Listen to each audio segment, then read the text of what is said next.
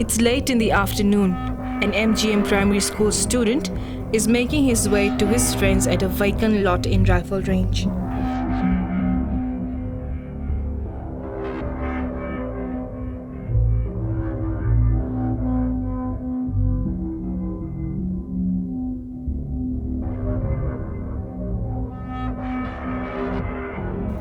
He calls his father, who immediately takes the children to the CWM hospital.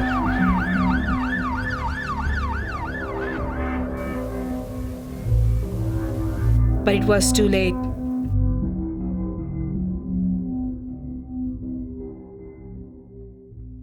The incident shocked the entire country, but had the most effect on the school community. On the very first day when they knew about this incident, they were traumatized by looking at their movements, facial expressions, and also the classroom was quiet. Children were talking amongst themselves because it was one of their classmates who had consumed paraquats. So a tragic incident that took place, and yes, we were all shocked to hear that 3 of our students had consumed paraquat. We were all surprised and also very sad. Every year, an average of 111 people under the age of 25 attempt suicide. According to experts, this number is expected to rise. In this documentary, we will look at the social crisis of youth suicide in Fiji.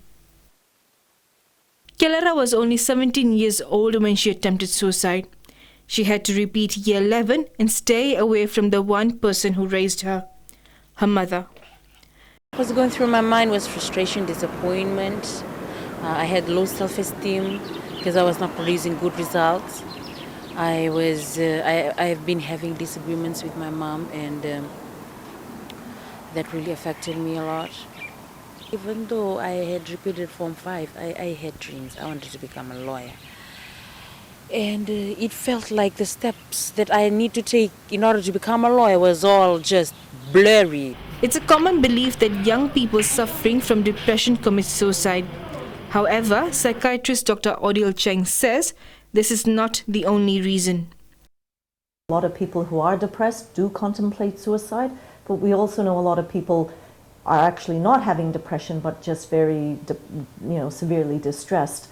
It's often that when someone reaches that stage where they're thinking of actually ending their own lives, that they're in really severe distress. And often it's a bit like tunnel vision, where they really don't see any other options to the problem that they're facing. And so, especially when they don't share or are able to talk to others about what's happening, that one solution becomes very intense. The formative age or the teenage years is when youth are most vulnerable and need the most support.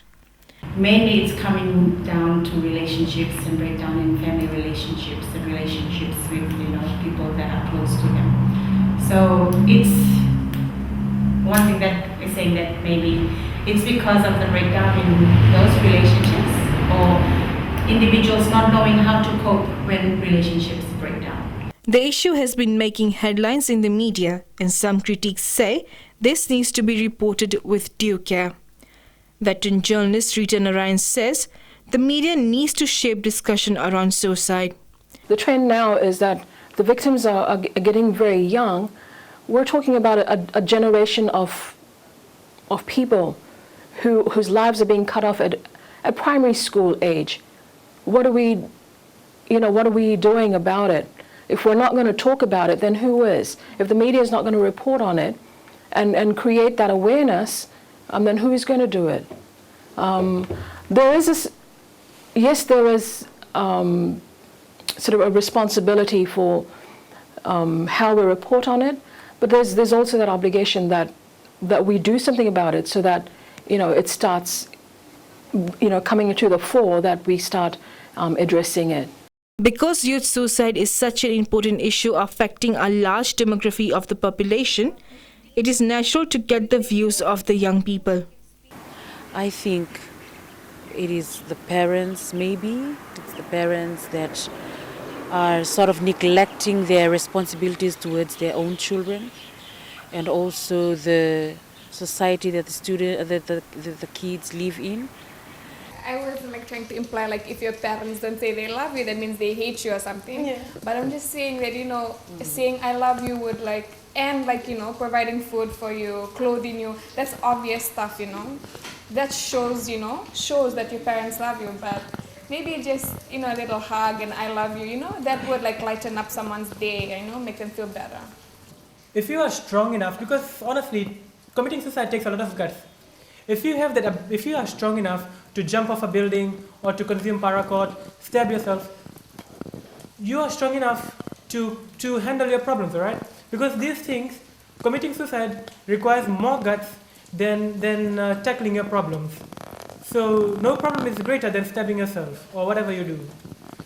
When we are here at school, it's like, for me and my husband, that's what we're doing. Right here at school, that's our school time. When we are back at home, that's our time with our kids. When our kids are asleep, then that's our time for us, for our study or what else we want to do. While the government cannot tell a parent in which manner they should raise their children, however, the Ministry of Education is trying to enable its teachers and student leaders to intervene and try to solve a problem that a child may be facing at home or in school. What we want to do next year is to train all our prefects. These are the people on the ground interacting with the child most of the time, during recess, during lunchtime, and train them with what are the signs they should look around for. And then as soon as they see this sign, they raise it with the home teacher or head teacher, and then immediately the teacher will call the child and talk to the child. And if the teacher finds something odd, then we'll raise it with the counselor, qualified counselor, and invite the parent as well. I think it's important that parents from the onset have a good relationship with children, yeah?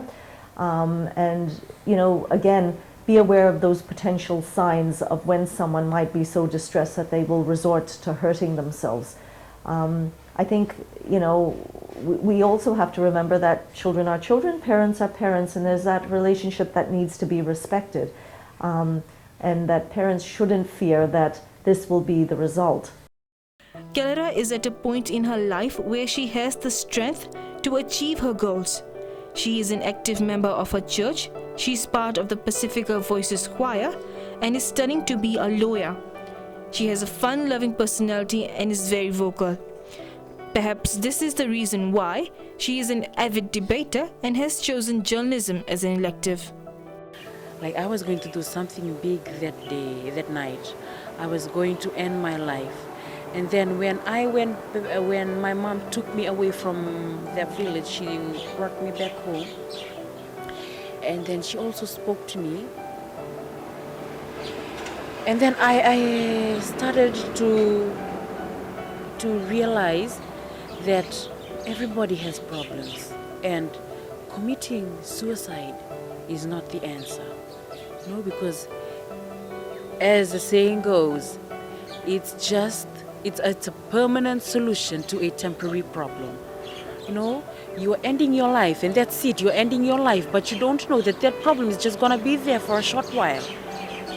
And I told myself, I had to remind myself from that day that whatever I face in life, that shouldn't give me the chance to end my life.